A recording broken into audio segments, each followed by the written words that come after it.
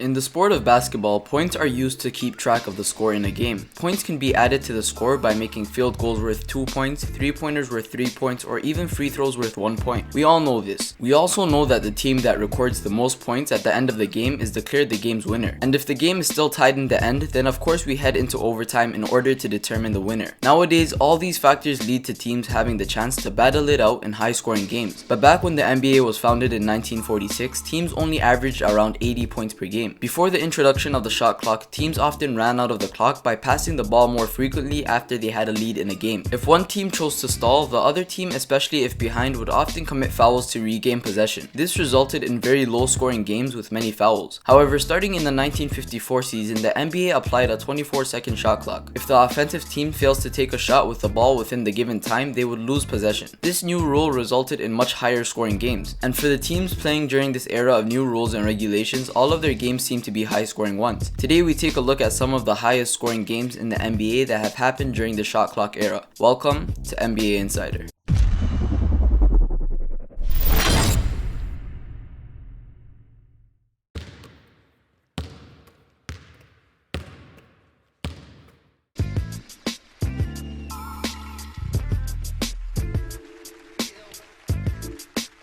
On November 2nd, 1990, the Golden State Warriors traveled to Denver for the first home game of the season against the Nuggets. This was also the same year Denver Nuggets head coach Paul Westhead would be introduced. Nuggets fans and the entire NBA had never seen anything like his offensive approach, and chances are you probably won't ever see anything like it again. The expectations for this game, specifically offensively, were high. That was probably because it was a game which included the likes of Tim Hardaway, Mitch Richmond, and Chris Mullin, also known as Run TMC, who were the high-scoring trio of basketball teammates at the time. Of course, as they would soon find out, they weren't the only team in the building that preferred scoring to playing defense. 22 players from both teams played in the game and 21 of them scored. The only player who played yet didn't score in one of the highest scoring games in NBA history was Anthony Cook. In this game, Chris Mullins carried the Warriors with a game-high 38 points, followed by Hardaway with 32 and Richmond with 29. Paul Westhead's Denver Nuggets kept things close with 37 points from Orlando Woolridge and another 33 points from Walter Davis off the bench. In the end, however, the visiting team would come out on top, winning the competition by a final score of 162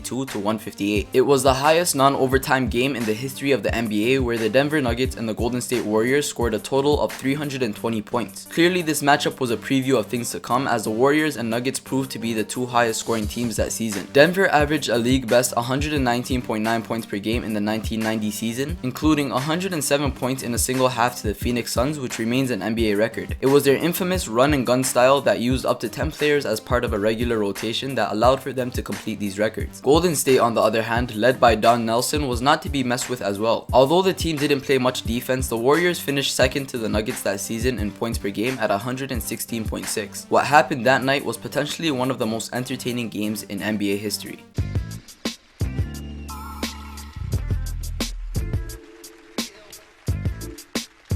Back in the days, the Milwaukee Bucks actually saw their name on an NBA record, a record you've likely never heard of. On March 6, 1982, the San Antonio Spurs and Milwaukee Bucks combined for 337 points in a triple overtime game, making it the second highest scoring game in league history. During this matchup, no team had more than a 6-point lead the entire game. Both Quinn Moncrief and Sidney Buckner of the Milwaukee Bucks dropped 18 points and 7 rebounds in this specific game. However, the story of the night belonged to 6'4" guard Brian Winters. Although he only averaged 15.9 points per game throughout the season, the 29-year-old was on fire, hitting 19 of 25 shots, including 2 of 3 from beyond the arc to finish the game with a team-high 42 points. At one point, Winters even made 13 straight field goals. Unfortunately for Milwaukee, San Antonio's dynamic duo of Mike Mitchell and George Gervin were simply too much to handle. In 58 minutes, Mitchell hit 17 shots, made all 11 of his free throws, pulled down 11 rebounds, and ended the night with 45 points. As impressive as those numbers were, the Iceman actually proved to be more superior, knocking down 21 shots, hitting all 8 of his free throws, and putting up a game-high 50 points. By the end of the game, the duo combined for 95 points on 114 total minutes played. By the time the game came to an end, San Antonio was the last team standing, winning the game with a crazy 171 to 166 victory.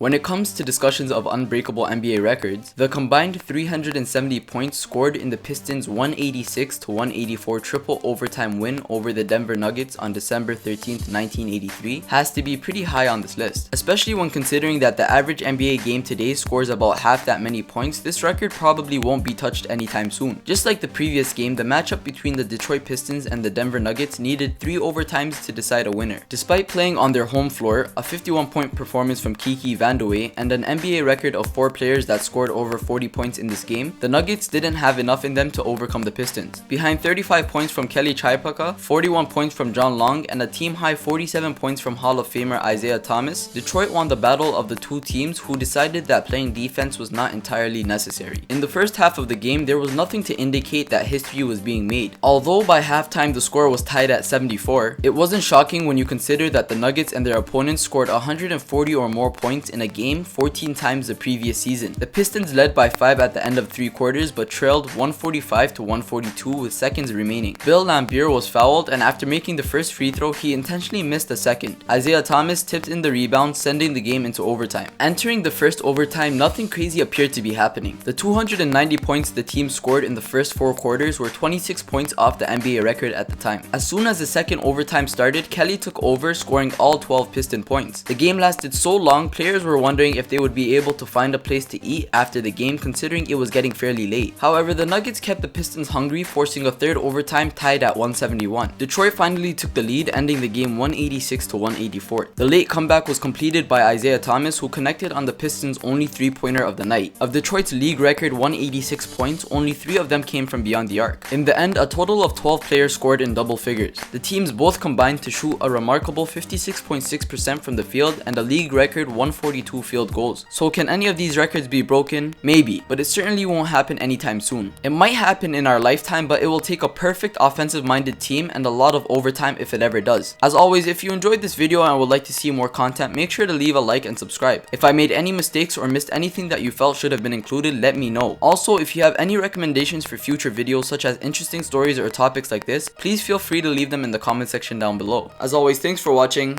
NBA Insider.